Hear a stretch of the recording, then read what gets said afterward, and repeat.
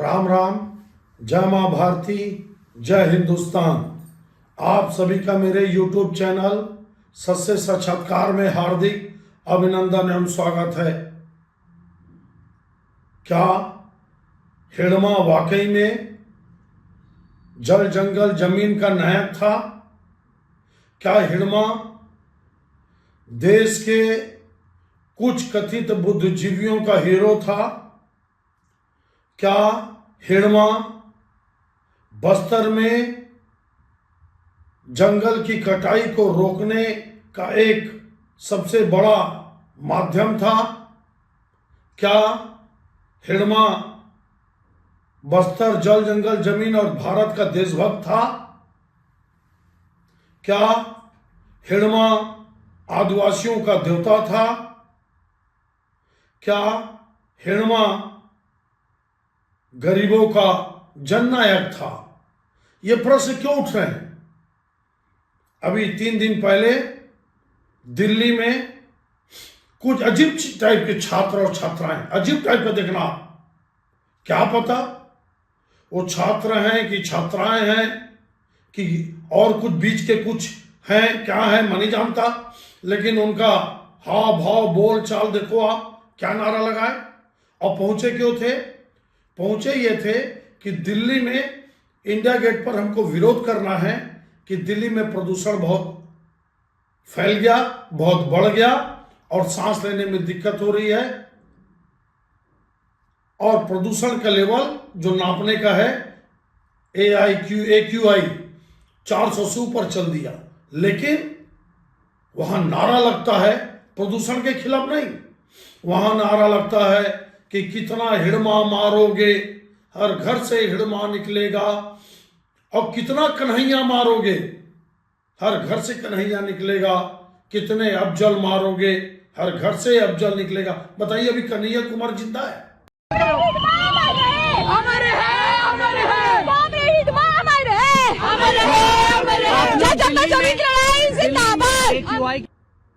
लेकिन कन्हैया कुमार का नारा लगा।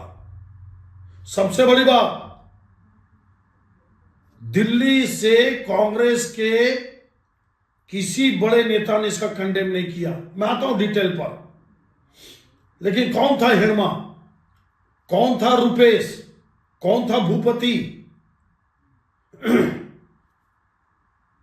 भूपति के ऊपर अलग अलग राज्यों में 6 करोड़ के इनाम थे।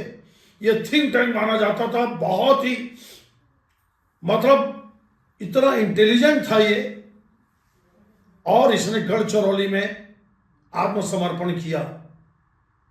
बहुत कमर टूटी। भूपति के सरेंडर के बाद रुपेश ने सरेंडर किया आपका छत्तीसगढ़ में। ये रुपेश वही है जिसने आंध्र प्रदेश में IPS की हत्या की, पूर्व गृह मंत्री की हत्या की। बहुत बड़ा नक्सली था ये रुपेश। और उसके बाद बसवराजू को मारा जाता है करेगट्टा के जंगल में, पहाड़ियों में, गुफा में।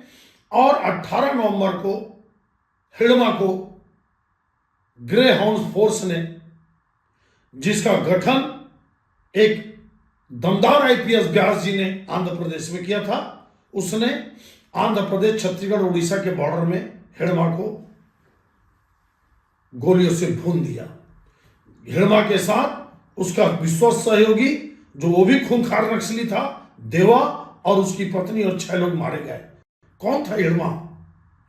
2007 में 24 CRPF जवानों की हत्या की, 24।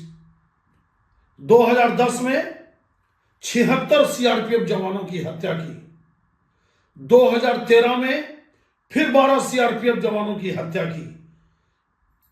उसके बाद 2013 में ही झीरम घाटी कांड को कौन भूल सकता है, जब हिंदुस्तान के जाने माने नेता शहीद विद्याविया सहित, शहीद महेंद्र कर्मा सहित, शहीद नंद कुमार पटेल जैसे 32-33 कांग्रेस के पूरे लीडरशिप को मार देते हैं ये हिड़मा के नेतृत्व में। मैं उस समय मांग किया था कि तत्काल छत्तीसगढ़ में राष्ट्रपति शासन लगाया जाए, लेकिन आज समझ में आ रहा है कि कांग्रेस ने इतने बड़े हत्याकांड के बाद राष्ट्रपति शासन क्यों नहीं लगाया, जबकि केंद्र में 2013 में कांग्रेस की सरकार थी। और मेरे को यहां तक जानकारी है कि जब राहुल गांधी जी कई लोगों से बात कर रहे थे तो कई नेता बोले ये बहुत छोटी मोटी घटना है। मेरे को मालूम है ये बात कहां से क्या हुई। अब आप ये बताइए, 26 बड़े हमलों में एर्राबोर की घटना जिसमें 32-33 लोग को जिंदा जला दिया गया था, जिसमें 4 साल का बच्चा था। अब ये बताइए, क्या हिडमा पुल पुलिया की कभी मांग किया? अरे मांग तो छोड़िए आप, पुल पुलिया जब बनता था आदिवासियों के लिए, आदिवासी समाज के लिए, अबूझमाड़ के लिए, तो इसको बम से उड़ाते थे। क्या कभी हिडमा ने अंदर अबूझमाड़ में गांव गांव में जो चर्च बन रहे हैं, जो आदिवासी परंपरा और उनकी संस्कृति और सभ्यता को खत्म कर रहे हैं, पूरी तरह से दफन कर रहे हैं, क्या उसके खिलाफ हिडमा या माओवाद कभी एक शब्द बोला? क्या भयंकर जंगल में आधा रोड के ऊपर तो आपको जंगल दिखता है, कई लोग को ये मालूम ही नहीं है, रोड के ऊपर जंगल दिखता है लेकिन अंदर पूरे जंगल साफ हो गए। क्या नक्सली जंगल में अवैध कटाई नहीं कर रहे हैं? क्या व्यापारियों से चंदा वसूल नहीं कर रहे हैं? क्या और व्यापारियों के बोलते हैं ये शोषण के खिलाफ लड़ते हैं, और जबकि व्यापारियों से करोड़ों करोड़ों रुपए चंदा लेते हैं, उसका बाकायदा बंटवारा और डिस्ट्रीब्यूशन होता है, पुलिस ब्यूरो तक। क्या कभी स्कूल की मांग की इन नक्सलियों ने, इस हिडमा ने? क्या कभी होशियार पढ़े लिखे बच्चों को पढ़ने के लिए भेजा? खुद देखिए, खुद 16 साल की उम्र में बालल संगम संघ में ये प्रवेश करता है। देखिए आप, छोटे छोटे बच्चों को ये नक्सली, क्यों? जो इसका समर्थन करते हैं, डी राजा, आपका वंदना करार, परोक्ष अपरोक्ष रूप से सीताराम येचुरी, ना जाने कितने बुद्धिजीवी, तो ये अपने बच्चों को क्यों बंदूक नहीं पकड़ाते? ये अपने बच्चों को जंगल में क्यों नहीं भेजते? छोटे छोटे गरीब के बच्चे, 16 साल उम्र, जब समझता नहीं आदमी, जो बच्चा समझता नहीं है, उसको जानकारी नहीं क्या सही क्या गलत, तब इनका ब्रेन वॉश करके इनको भर्ती किया जाता है। फिर संविधान की बात करते हैं, इन्हीं लोग सबसे ज्यादा कि संविधान की रक्षा करते हैं हम। आप ये बताइए, क्या भारत का संविधान क्या लोकतंत्र के खिलाफ बंदूक उठाने का अनुमति देता है? क्या भारत का संविधान जो गरीब के बच्चे हैं, जो सेना के जवान हैं, जो देश की रक्षा के लिए देश के कानून के तहत डिप्लॉय होते हैं, रक्षा करते हैं, चाहे बॉर्डर में हो, चाहे नक्सल में हो, चाहे आतंकवादी हो, क्या उनको गोली से भुना जाना चाहिए? क्या स्कूल को, अस्पताल को, रोड को, पुल पुलिया को क्या बम से उड़ाना चाहिए? ये संविधान में लिखा हुआ है। फिर एक प्रश्न और आता है कि बस्तर को उद्योगपतियों को दिया जाएगा, तो क्या बस्तर में उद्योग नहीं है? ये बैलाडीला क्या है? ये बचेली क्या है? ये रावघाट क्या है? आखिर भिलाई स्टील प्लांट जो चल रहा है, इतना बड़ा प्लांट, वो लॉ अयस्क का जो आयरन है, लॉ अयस्क जो है, वो तो बस्तर से रावघाट से आता है, बैलाडीला से आता है, बचेली से आता है। बड़ा विचित्र था। बोले फिर जंगल को उद्योगपतियों को दिया जाएगा, तो किसको दे? आप ये बताइए, पूरे हिंदुस्तान में जहां जहां कोयला का खनन हो रहा है, क्या वो जंगल के नीचे नहीं है? क्या जंगल वो कट नहीं रहा है? मतलब मणिपुर में जंगल कटे, कश्मीर में जंगल कटे, मध्य प्रदेश में, झारखंड में, बिहार में जंगल कटे, छत्तीसगढ़ में नहीं कटे, क्यों? ये विचित्र तर्क है। तो फिर बिजली कहां से आएगा? आज 1 मिनट भी बिजली जाती है, हाहाकार मचाते हैं लोग। 70% बिजली कोयला से आता है, और कोयला जमीन और जंगल के नीचे है। आयरन और पहाड़ में रहता है, तो पहाड़ को आप नहीं तोड़ोगे, तो आयरन और आएगा कहां से? और जब आयरन और नहीं आएगा तो पुल, पुलिया, डैम, स्कूल, कॉलेज, यूनिवर्सिटी, ये सब कैसे बनेंगे? कैसे बनेंगे बताइए आप? ये सीसी रोड आज जो बन रहा है, जिसमें आप और हम सब चलते हैं, ये सीसी रोड कैसे बनेगा बिना लोहे के? ये रेलवे लाइन कैसे बिछेगी बिना रेलवे, बिना लोहा के?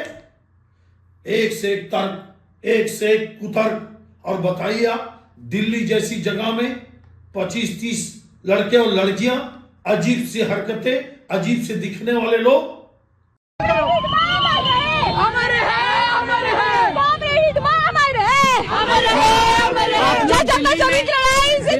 AQI के वर्जन होने पर प्रोटेस्ट कर रहे हैं। क्या कुछ आप लोगों के डिमांड्स हैं? दिल्ली में जो AQI के राइजिंग लेवल्स हो रहे हैं, चाहे AQI 1000 के पार जा रहा हो या फिर 2023 में 17,000 लोग मर रहे हो, इतना ज्यादा एयर पोल्यूशन होने की वजह से सिर्फ दिल्ली में, इसमें हम सब देखते हैं कि इसका रीजन पीएलएस डेवलपमेंट मॉडल है, प्रॉफिट ड्रिवन डेवलपमेंट मॉडल है। ये जनता का डेवलपमेंट मॉडल नहीं है और हमको जनता का डेवलपमेंट मॉडल लाने की जरूरत है। जो माओइस्ट बीजापुर में लेकर आए हैं, जो माओइस्ट बस्तर में लेकर आए हैं अपने जनता सरकार के थ्रू, वहाँ पर सस्टेनेबल डेवलपमेंट किया जाता है। वहाँ पर महुआली तेंदुपत्ता को सस्टेनेबल तरीके से तोड़ा जाता है।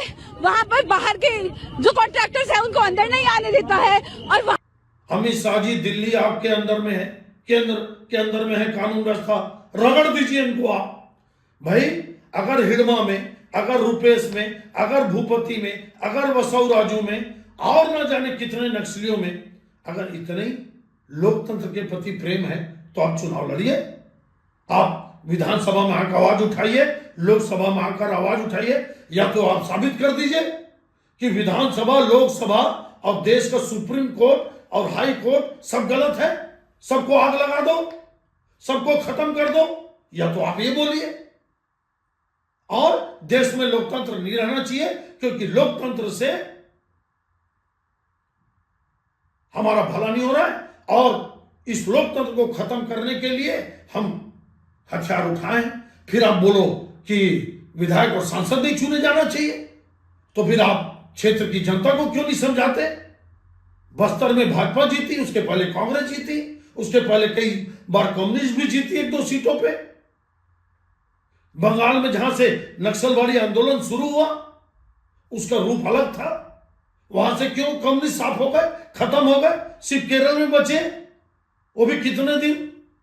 भाई मेरे को आप ये बताइए कि संविधान में साफ लिखा है कि देश की लोकतांत्रिक व्यवस्था में, देश के कानून के तहत आप विधानसभा, लोकसभा में चुन कर आइए और देश के गलत कामों को रोकिए और लोकतंत्र को मजबूत करिए। जहां गलत हो रहा है उसके खिलाफ कानून बनाइए। बंदूक तो नहीं उठा सकते आप।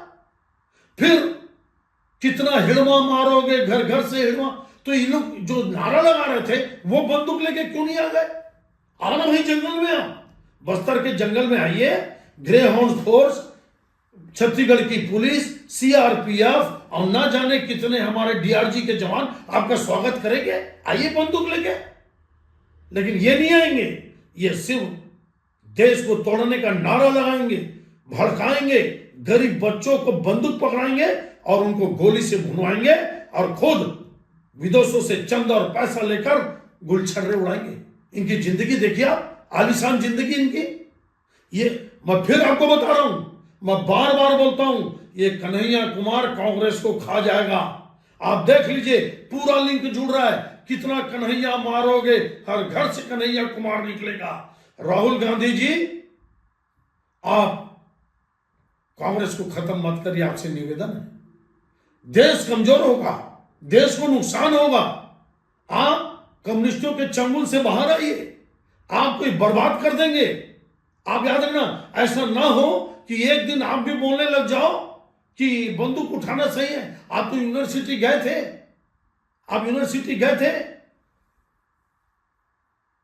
जब ये नारा लगा था, इंशाअल्लाह इंशाअल्लाह देश के टुकड़े होंगे, टुकड़े टुकड़े गैंग। आप गए थे इनके समर्थन में। ये गलत है, ये कांग्रेस के नेता कभी नहीं करते थे। कांग्रेस के जितने बड़े नेता बार बार टीवी डिबेट में बार बार भाषण में बोलते हैं कि ये इंदिरा की कांग्रेस है, ये राजू की कांग्रेस है। अरे लाखों कांग्रेसियों को कम्युनिस्टों ने भून दिया गोली से, वेस्ट बंगाल और आपका केरल में कम्युनिस्टों ने किसी का हाथ काट दिया, किसी का। आप उनको सौंप दी पूरी पार्टी, कांग्रेस पार्टी। ये मेरा अपना आकलन है। मेरे को लगता है कि ये देश कभी स्वीकार नहीं करेगा। लोकतंत्र और संविधान से देश चल रहा है, ये बंदूक गोली बम से देश नहीं चलेगा।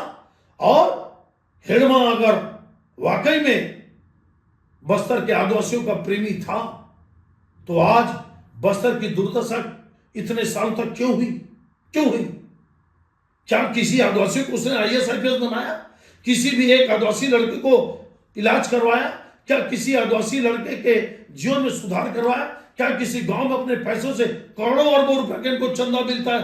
कहीं रोड नाली बनवाए, कहीं हैंडपंप खोदवाए, कहीं पे नल लगवाए? और उद्योग तो रुकेगा नहीं, क्योंकि उद्योग ही किसी भी देश का, दुनिया में किसी भी देश का आर्थिक साम्राज्य का उन्नति का प्रगति का मुख्य आधार है। 70% रोजगार, 80% रोजगार उद्योग से आता है, 10% भी रोजगार कृषि से नहीं मिलता। देश के गद्दारों को, देशद्रोहियों को बेनकाब करना पड़ेगा।